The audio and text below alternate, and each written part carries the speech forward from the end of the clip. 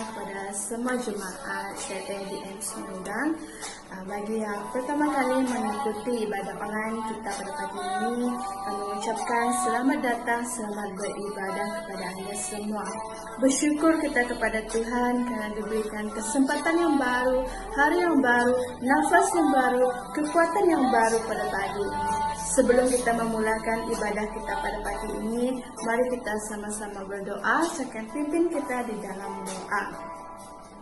Allah Bapa kami yang berada di surga Tuhan, terima kasih Tuhan atas nafas baru, kekuatan yang baru, hari yang baru Kau sediakan bagi kami. Kami ucap syukur Tuhan atas pimpinan kuasa Roh Kudus-Mu, sehingga memampukan kami Tuhan sampai hari ini ya Bapa. Tuhan, kami serahkan ibadah kami pada hari ini daripada permulaan pertengahan sampai ke akhirnya. Mohon pimpinan kuasa Roh Kudus-Mu ya Bapa. Berkati setiap anak-anak-Mu Tuhan yang mengambil bahagian pada pagi ini Tuhan. Urapi mereka dengan kuasa Roh Kudus-Mu Tuhan, agar kami dapat merasakan hadirat-Mu Tuhan dimanapun kami berada ya Bapa. Tuhan, Kau berkatilah firman yang bakal kami dengar juga ya Bapa. Biarlah firman-Mu Tuhan menjadi pedoman bagi hidup kami, menjadi kekuatan bagi kami ya Bapa, agar kami lebih mengenal Engkau Tuhan dengan lebih dalam lagi ya Bapa. Kami serahkan semuanya ke dalam tangan-Mu Tuhan. Tuhan, kami juga berdoa bagi jemaat-jemaat-Mu Tuhan yang mengikuti ibadah online ini Tuhan. Berkati setiap yang melihat ya Bapa, dan mereka Tuhan dibukakan hati, dibukakan mata ya Bapa, untuk datang ke dalam hadirat-Mu Tuhan, untuk merasakan kasih-Mu ya Bapa. Bagi kami yang sakit Tuhan, Kau sembuhkan ya Bapa. Bagi kami yang mengalami duka cita Tuhan, berikan sukacita damai sejahtera dalam hati kami ya Bapa. Tuhan, yang lemah dikuatkan ya Bapa, yang sakit disembuhkan ya Bapa, yang sedih diberikan penghiburan ya Bapa.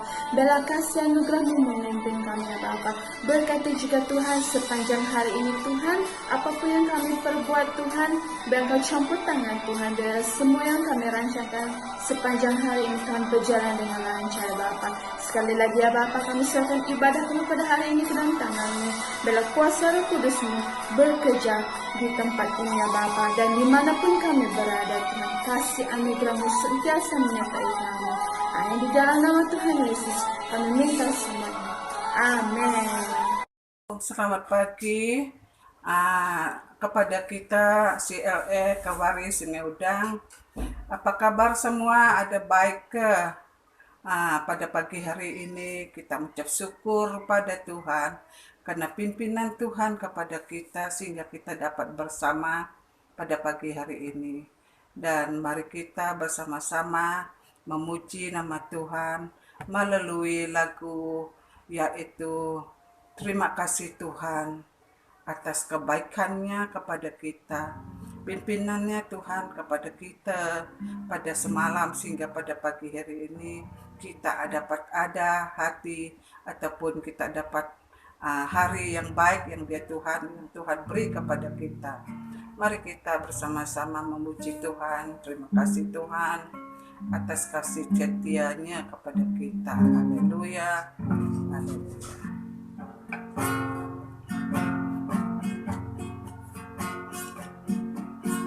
Kasih Tuhan atas kasih setia-Nya yang ku alami dalam hidupku. Terima kasih Yesus untuk kebaikan-Mu sepanjang hidupku. Terima kasih Tuhan. Terima kasih Tuhan atas kasih setia-Nya yang ku alami dalam hidupku.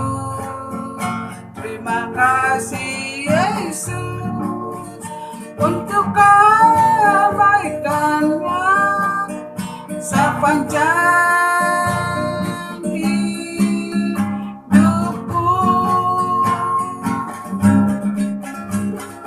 Terima kasih Yesusku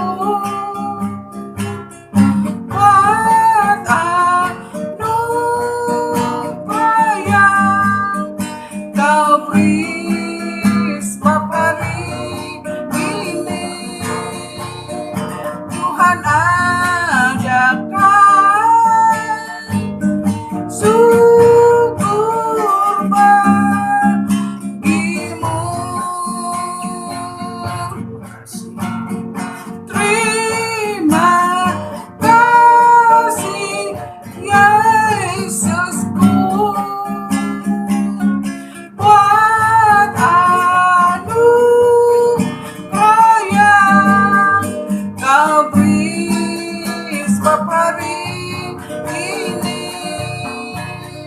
Tuhan adakan syukur bagimu, syukur bagimu.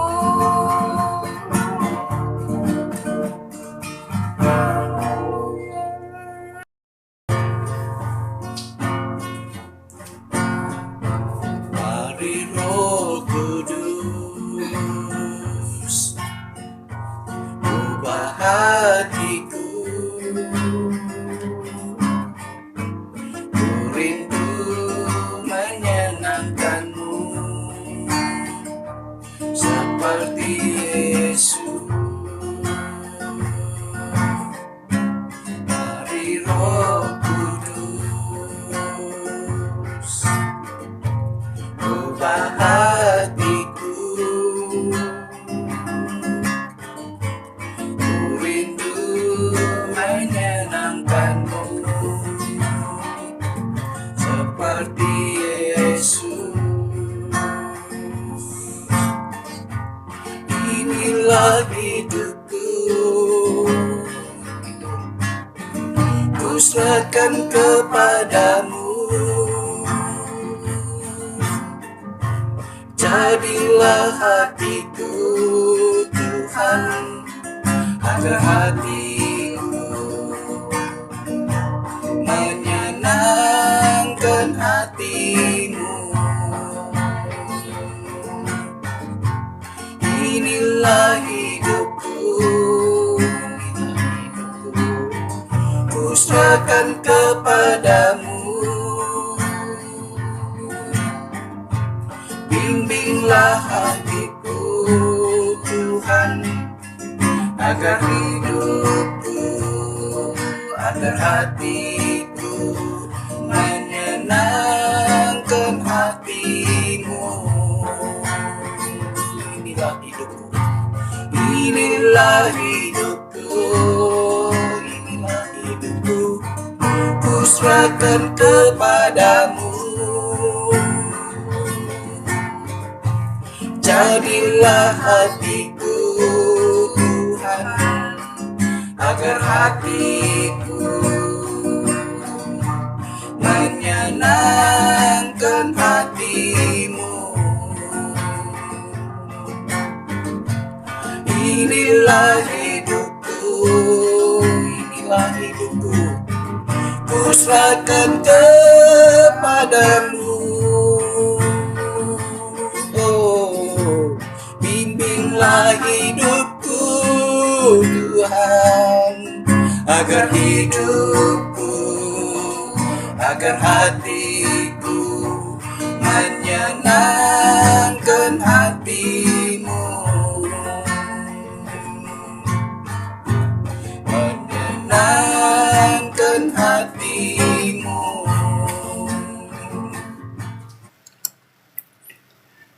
Shalom saudara yang Yesus kasihi. Pada kali ini kita akan kembali merenungkan firman Tuhan di bawah satu tema yang mengatakan bahwa Tuhan itu baik. Sekali lagi, Tuhan itu baik. Mari kita berdoa. Tuhan Allah Bapa kami yang di surga, sekali lagi pada kesempatan ini kami datang kepadamu, mohon penyertaan Tuhan di dalam penyampaian firman-Mu Tuhan. Dari awal, pertengahan hingga selesainya Bapa, agar apa yang kami pelajari pada pagi hari ini, kesempatan ini Tuhan sungguh-sungguh mendapatkan tempat dalam hati kami semua. Jauhkan kami daripada gangguan dan apapun juga yang boleh mengganggu kami sehingga kami tidak berkonsentrasi dengan firman-Mu. Melainkan kami diberi roh pengertian agar kami memahami firman-Mu pada siang hari ini. Terima kasih Tuhan Yesus, terpujilah nama-Mu. Dalam nama Yesus kami berdoa dan mengucap syukur atas semuanya ini. Amin. Saudara yang Yesus kasihi, sekali lagi kita akan berbicara tentang Tuhan itu baik. Jika kita berbicara tentang Tuhan itu baik, saudara, maka kita juga akan berbicara tentang kebaikan ataupun kebajikan Tuhan. Mengapa? Adalah karena yang dimaksudkan dengan kalimat baik itu adalah lebih kepada kebajikan. Dan jika kita melihat dalam kamus pun, maka kita akan menemukan pengertian kata baik itu ada banyak. Ya, antara lain kalimat baik itu sama arti dengan elok, teratur, beruntung, menguntungkan, berguna, tidak jahat, dan sebagainya. Namun dari sekian pengertian kata baik yang ingin saya tekankan dalam perenungan firman Tuhan pada kesempatan ini adalah tentang kebajikan ataupun kebaikan Tuhan itu. Jadi ini bermakna kita akan berbicara tentang Allah itu baik, dan kita juga akan berbicara bahwa Allah itu tidak kurang suatu apapun dalam sifat kebaikannya, atau Allah itu sempurna dalam menyatakan kebaikan ataupun kebajikannya kepada kita. Oleh yang demikian, saudara, dari pengertian kata ini, saya akan membawa kita belajar dan lebih jauh lagi merenungkan tentang kebajikan Allah, ataupun dengan kata lain, Allah itu baik. Allah itu baik. Dan kalau kita mau mengatakan tentang kebaikan Tuhan itu, saudara, maka kita tidak mampu menjelaskan dengan sempurna, sebab ternyata Allah itu ataupun kebaikan Allah itu jauh melebihi kemampuan kita berbicara dan jauh melebihi pemikiran kita. Dan kebaikan Tuhan itu jauh melebihi apa yang kita pahami dan apa yang kita mengerti. Namun pada kesempatan ini, saudara, kita akan melihat beberapa kebenaran tentang kebaikan Tuhan itu. Saudara Yesus kasih, perkara yang pertama yang akan kita pelajari tentang Allah yang baik itu pada kesempatan ini adalah bahwa Allah yang baik itu ataupun kebaikan itu, kebajikan itu adalah merupakan bagian dari sifatnya Allah. Sekali lagi, baik ataupun kebajikan itu adalah bagian dari bagian sifatnya Allah. Ini terambil dari kitab Mazmur pasal yang ke-25 ayat yang ke-8 mulai. Demikian juga dalam Nahum pasal yang pertama ayat yang ke-7 mulai. Saudara Yesus kasihi, pengertian kata bajik ataupun kebajikan ini adalah yang pertama itu sesuatu yang mendatangkan kebaikan. Sesuatu yang mendatangkan kebaikan. Dan kebaikan ini sudah tentu yang dimaksudkan itu adalah tentang hal keselamatan. Dan itu juga sudah tentu dalam hal keberuntungan. Dan pengertian yang kedua dari kata bajik ataupun kebajikan itu adalah perbuatan baik. Jadi ini bermakna Allah itu memiliki sifat yang mendatangkan kebaikan dalam hal memberikan keselamatan, memberikan keberuntungan, dan segala perbuatan-perbuatan yang baik yang dia miliki. Coba kita perhatikan dalam ayat yang saya sebutkan tadi, yaitu dalam Mazmur 25 ayat 8 dan ayat 9. Ayat itu berkata demikian, Tuhan itu baik dan benar, sebab itu ia menunjukkan jalan kepada orang yang sesat. Ia membimbing orang-orang yang rendah hati menurut hukum, dan ia mengajarkan jalannya kepada orang yang rendah hati. Saudara Yesus kasihi, sifat kebaikan Allah yang dijelaskan dalam kitab Mazmur 25 ayat 8 ini adalah Allah menunjukkan jalan kepada orang yang sesat. Untuk apa menunjukkan jalan kepada orang sesat? Adalah supaya mereka tidak tersesat lagi. melainkan mereka selamat. Saudara Yesus kasihi, orang yang tersesat adalah orang yang tidak tahu kemana arah tujuannya. Atau setidak-tidaknya kalau ia tahu pun arah kemana ia mau pergi, namun ia kehilangan petunjuk untuk menuju ke tempat kemana dia mau pergi. Oleh yang demikian biasanya orang yang sesat itu saudara, ia selalu mengambil beberapa tindakan. Tindakan yang pertama itu adalah ia bertanya kepada orang yang tahu arah kemana dia pergi. Ya. Yang kedua itu adalah orang yang sesat itu dia selalu mencari petunjuk yang benar. Ya, arrow yang benar, yang betul, itu yang dia cari. Yang ketiga itu adalah kalau dia tidak mendapat semuanya itu, dia akan kembali menuju ke titik awal perjalanannya tadi agar tidak semakin jauh tersesat. Ya, biasanya orang yang berburu ke hutan, ya kalau dia tersesat kesasar, dia akan kembali ke asal di mana dia datang tadi. Jadi saudara Yesus kasihi, terdapat berbagai bidang dalam kehidupan ini yang menawarkan kepada kita banyak pilihan untuk pergi ke arah yang berbeda-beda. Iklan TV menawarkan ratusan pilihan di depan kita. Demikian juga parti politik menawarkan banyak pilihan untuk kita. Pendidikan menawarkan banyak bidang untuk kita. Pergaulan juga tidak kurang menawar cara pergaulan yang berbeda-beda. Terpulang kepada kita untuk memilih. Apalagi kepercayaan, yaitu keagamaan. Ya, dia menawarkan kepada kita untuk memilih. Ada kalanya kita salah memilih saudara. Memilih arah sehingga kita tersesat. Lalu kita bergumul dalam kesesatan kita itu. Kita bergumul untuk memilih iklan di TV. Kita bergumul untuk membeli antara pencuci Ixion ataupun sabun vape yang mana yang terbaik. Nah ini iklan di TV. Apalagi di Facebook. Terdapat banyak sekali iklan barang-barang pakaian, obat-obatan dan sebagainya.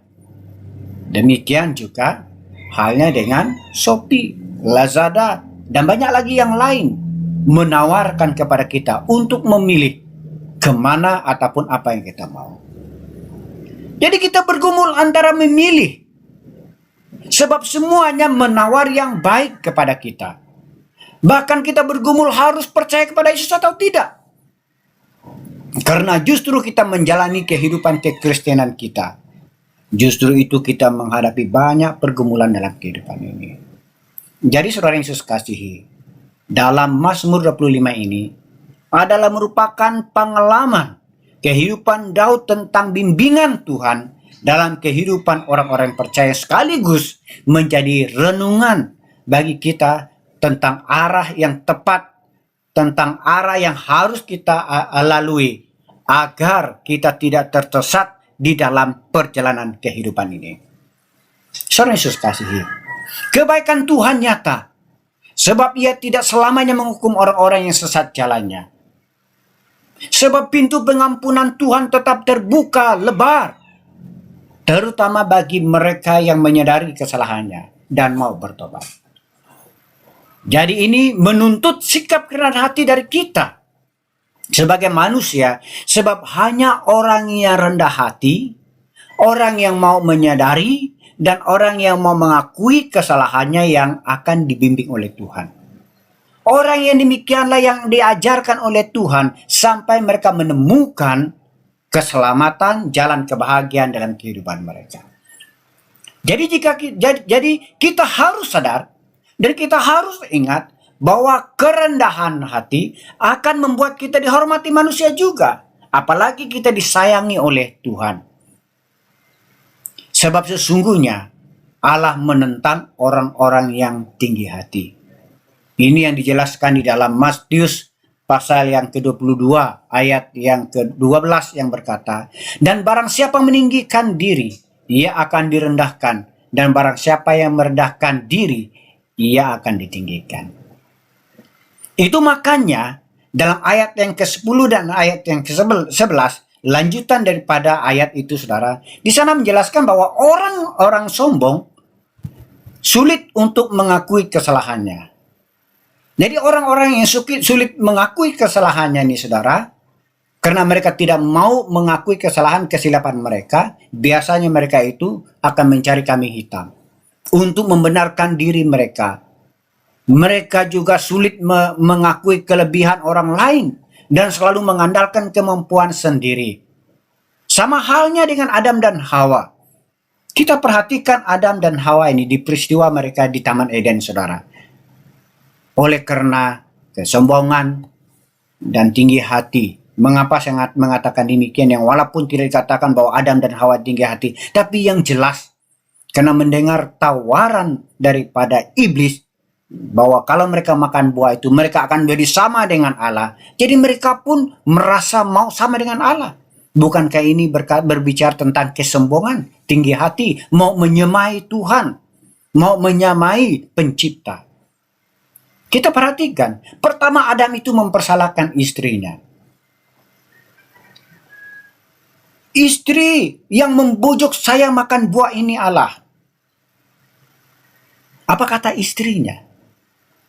Hawa juga mempersalahkan siapa? Mempersalahkan ular. Bahwa ular itulah yang memperdayakan dia. Masih tidak mau membenarkan, masih tidak mau mengaku merendahkan hati di hadapan Tuhan. Dan mungkin kalau ular itu ditanya, pasti juga dia akan mempersalahkan iblis. Ataupun kalau dia tidak mempersalahkan iblis yang menjatuhkan dia, mempergunakan dia untuk menjatuhkan Adam dan Hawa, sudah pasti dia akan mempersalahkan Allah. Karena Allah yang menciptakan dia. Tetapi ceritanya hanya sampai di situ, saudara. Tentang Adam dan Hawa. Jadi saudara Yesus kasihi, orang yang menganggap orang lain lebih rendah dibandingkan dirinya, tidak ada gunanya memohon bimbingan Tuhan, kecuali dia mau berkomitmen untuk mematuhi perintah-perintah Tuhan. Ini adalah karena jika kita mau Tuhan membimbing kita, maka pertama-tama kita harus mau mengaku dosa. Kita harus mau mengaku kesalahan kita di hadapannya. Kita juga harus mengakui kelemahan kita dan keterbatasan kita. Sebab tanpa pengakuan itu, hidup kita tidak akan menuju karena kalau kita tanpa pengakuan itu, kehidupan kita akan menuju kepada kebinasaan. Jadi diperlukan sebuah sikap yang benar di hadapan Tuhan, yaitu rasa takut, rasa hormat kepadanya. Sebab tidak seorang pun yang dapat berharap mendapat bimbingan Tuhan kecuali dia bersedia bergaul akrab dengan Allah. Dan matlamat dari bimbingan Tuhan itu, agar kita tidak tersesat itu, adalah kebahagiaan dan keselamatan yang kekal. Jadi bagi mereka yang memperoleh bimbingan Tuhan, akan selalu menemukan kebahagiaan dalam kehidupannya. Saudara Yesus kasihi, kompas adalah merupakan sebuah alat penunjuk arah yang sangat diperlukan di kalangan militer. Juga itu sangat diperlukan bagi para penjelajah. Mengapa? Adalah karena kompas sangat menolong mereka untuk menemukan jalan yang benar ke arah kepada tujuan yang ingin mereka capai. Jadi tanpa kompas, mereka akan menghadapi berbagai kendala, mereka akan menghadapi banyak rintangan dalam perjalanan mereka. Bahkan tanpa kompas, mereka boleh saja mengalami kecelakaan dalam perjalanan mereka. Jadi saudara, gambaran ini adalah merupakan gambaran bagi kita sebagai orang percaya, bahwa kita sesungguhnya memiliki kompas, yaitu firman Allah, yaitu Alkitab, di mana melalui Alkitab orang Kristen dapat mengenal siapa Tuhan yang disembahnya. Melalui Alkitab orang Kristen dapat mendengar suara Tuhan. Melalui Alkitab orang Kristen dapat bergaul dengan Allah. Alkitab menjadi petunjuk jalan kebenaran Allah. Jadi melalui Alkitab Allah menunjukkan jalannya kepada kita agar kita tidak tersesat lagi di dalam dunia ini. Dengan kata lain, tanpa Alkitab orang Kristen hidupnya akan tersesat dan menemui kecelakaan. Saudara Yesus kasihi, seringkali sikap kita terlalu sombong. Kita tidak mau memakai kompas yang sudah Tuhan berikan kepada kita. Kita lebih mengandalkan kemampuan. Kita lebih mengandalkan kepintaran diri kita sendiri. Padahal jelas kita tahu bahwa kompas yang Tuhan berikan itu akan membawa kita menuju kebahagiaan hidup. Sementara dengan mengandalkan kemampuan diri sendiri justru akan membuat kita jatuh terperosok dalam kesusahan kehidupan ini. Oleh yang demikian saudara, untuk dapat mendengar suara Tuhan, yaitu melalui Alkitab, kita perlu merendahkan hati kita. Kita belajar pada firman Tuhan, kita belajar pada Yesus sendiri yang merendahkan hatinya ketika dia berada dalam dunia ini. Ketika dia bersama dengan murid-muridnya, bahkan Yesus sebagai putra Allah juga pernah mengambil inisiatif membasuh kaki murid-muridnya. Mengapa harus demikian? Mengapa guru harus membasuh kaki murid-muridnya? Ini adalah menunjukkan bahwa Yesus itu merendahkan hatinya. Kalau Tuhan Yesus saja mau merendahkan hatinya, kenapa kita tidak? Kita juga perlu menghormatinya. Kita juga perlu hidup takut akan Tuhan. Takut dalam arti mengasihi dan menghormati Tuhan. Dengan demikian, Tuhan akan memberitahukan rahasia-rahasia kepada kita sampai kita menemukan kebahagiaan di dalam Tuhan. Ada amin saudara. Saudara Yesus kasih, kebaikan atau kebajikan Tuhan yang pertama itu adalah Dia merupakan penunjuk jalan kepada kita untuk tidak tersesat lagi dalam kehidupan ini. Maka yang kedua, kebaikan dan kebajikan Tuhan yang kita lihat pada kesempatan ini adalah terdapat di dalam kitab Nahum pasal yang ke-1 ayat yang ke-7. Nahum pasal 1 ayat yang ke-7 di sini berkata, Tuhan itu baik. Ia adalah tempat pengungsian pada waktu kesusahan. Ia mengenal orang-orang yang berlindung kepadanya. Saudara Yesus kasih, kebaikan Allah yang terkandung dalam ayat ini adalah bahwa Ia adalah tempat pengungsian pada waktu kesusahan. Biasanya waktu kesusahan, waktu kesulitan kita mencari tempat perlindungan. Waktu kesusahan kita mencari tempat di mana kita memperoleh bantuan pertolongan. Namun dijelaskan dalam ayat ini bahwa Allah itu yang terbaik, merupakan tempat pengungsian pada waktu kesusahan. Yang mana kebaikannya itu terus menerus dan berlanjut kepada setiap orang tanpa memperhitungkan perilaku dan perbuatan kita sebagai manusia. Perbuatan dan dosa yang kita perbuat tidak pernah mengurangi, mempengaruhi kebaikannya Allah pada kita. Walaupun manusia itu tetap berbuat dosa, Allah tetap baik memberikan matahari, memberikan hari, memberikan waktu untuk kita, memberikan berkat bagi kita. Mengapa? Karena Allah itu mengasihi kita. Jadi ini berarti bahwa Allah itu tempat pengungsian, yang tempat bagi kita tatkala kita mengalami kesusahan. Mengapa saudara? Adalah sebab Allah itu mengenal siapa kita yang berlindung padanya. Allah itu mengenal kita. Dia tahu siapa kita. Bahkan malah Ia pun ingat bahwa kita ini dari debu. Tuhan Allah tahu itu. Itu sebabnya itu sesuai.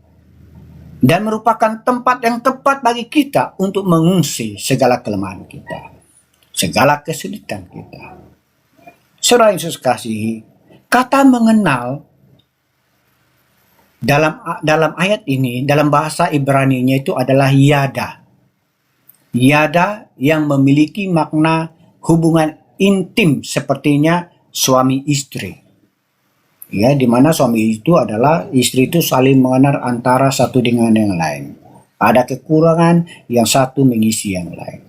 Jadi ini bermakna bahwa setiap kita akan terjamin keamanannya karena Allah mengenal seluruh keberadaan hidup kita. Bencana apapun termasuk banjir, apalagi virus corona, ini tidak perlu menakutkan kita lagi. Mengapa? Sebab kita sudah ada tempat pengungsian. Segala keperluan kita ada di dalam Yesus Kristus. Saudara Yesus kasih, kita hidup dalam sebuah dunia yang penuh dengan kuasa-kuasa jahat.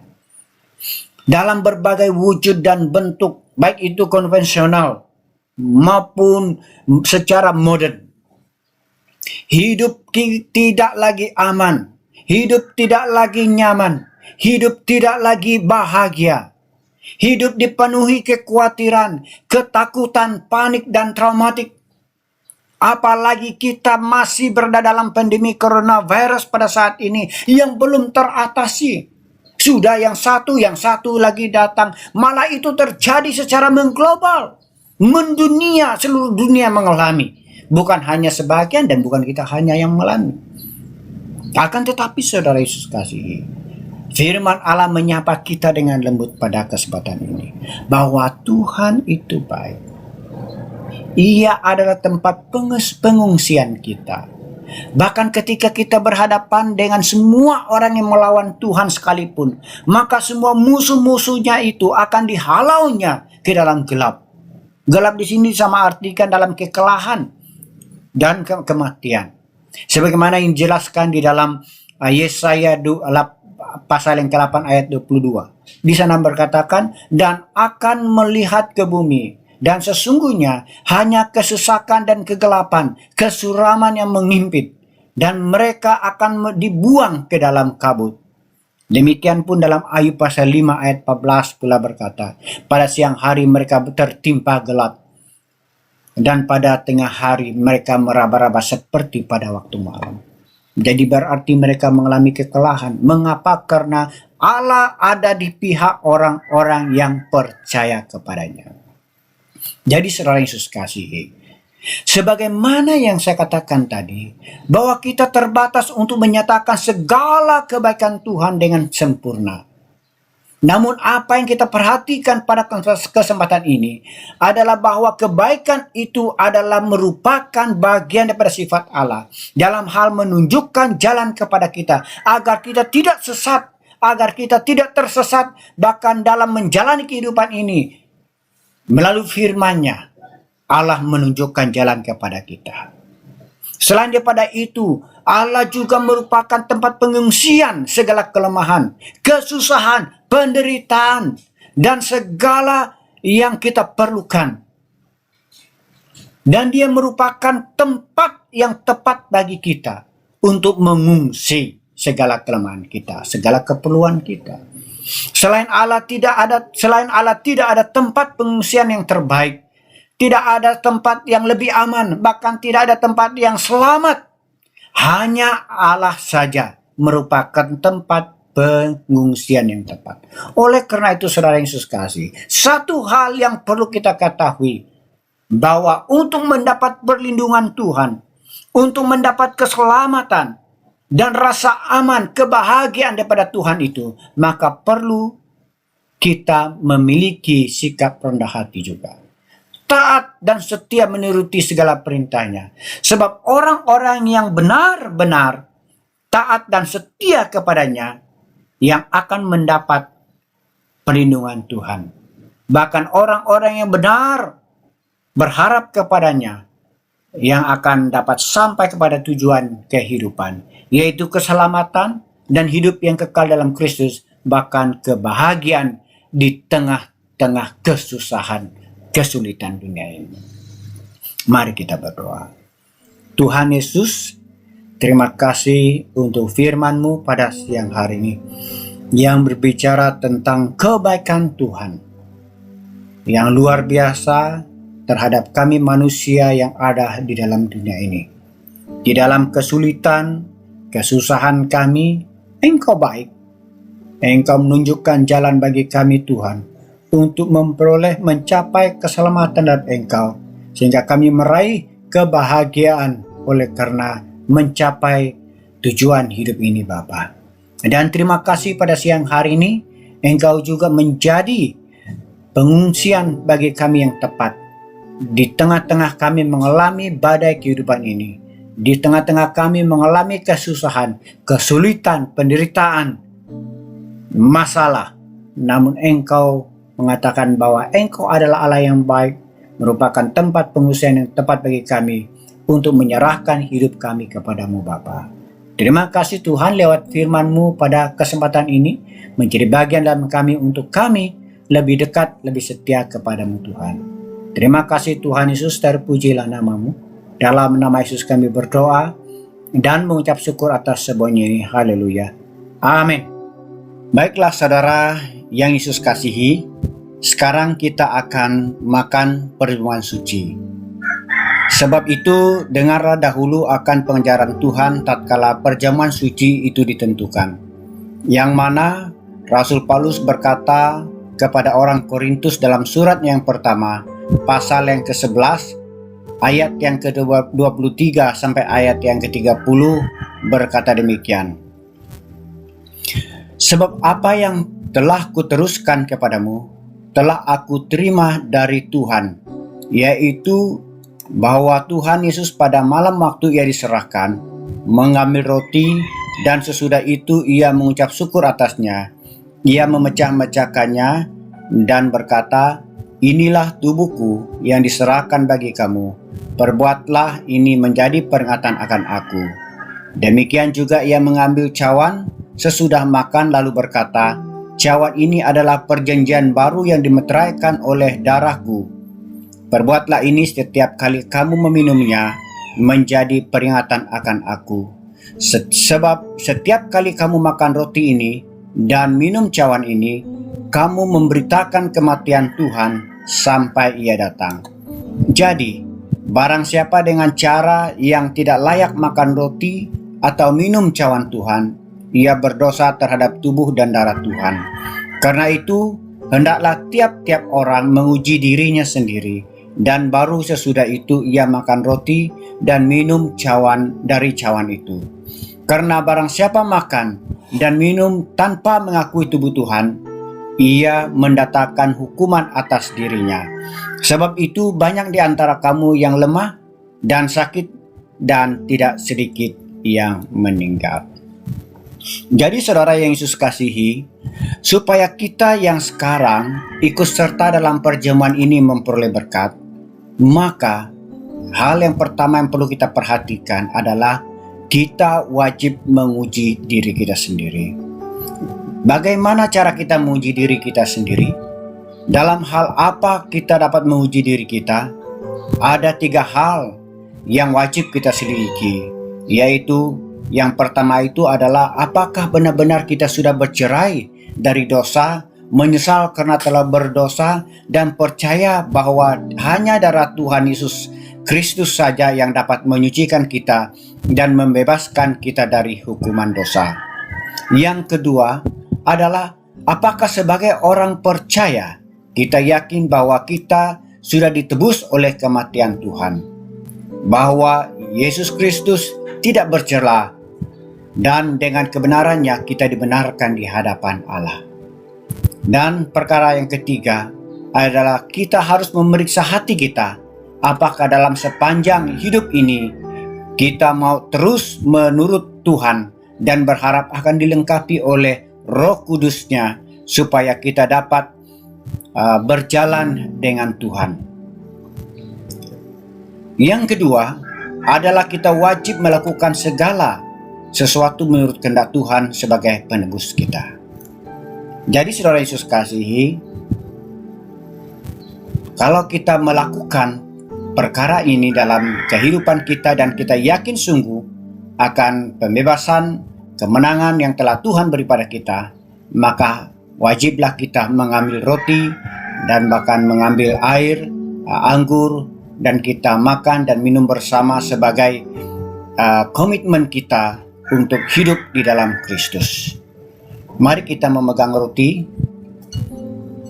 Kita memegang roti sebab firman Tuhan berkata demikian, bahwa pada malam waktu ia diserahkan, Yesus mengambil roti dan sesudah itu ia mengucap syukur atasnya. Ia memecah-mecahkannya dan berkata, "Inilah tubuhku yang diserahkan bagi kamu.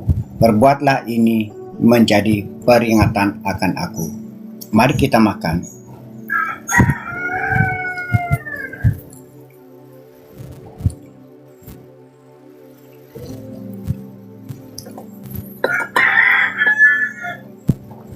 Kemudian mari kita mengambil cawan. Sekali lagi, firman Tuhan berkata demikian, bahwa setelah Yesus mengambil roti dan memecah-mecahkannya, mengucap syukur dan membagikannya kepada murid-muridnya dan mereka makan bersama, lalu ia mengambil cawan. Sesudah makan lalu berkata, "Cawan ini adalah perjanjian baru yang dimeteraikan oleh darahku. Perbuatlah ini setiap kali kamu minumnya menjadi peringatan akan aku. Sebab setiap kali kamu makan roti ini dan minum cawan ini, kamu memberitakan kematian Tuhan sampai Dia datang." Mari kita minum bersama.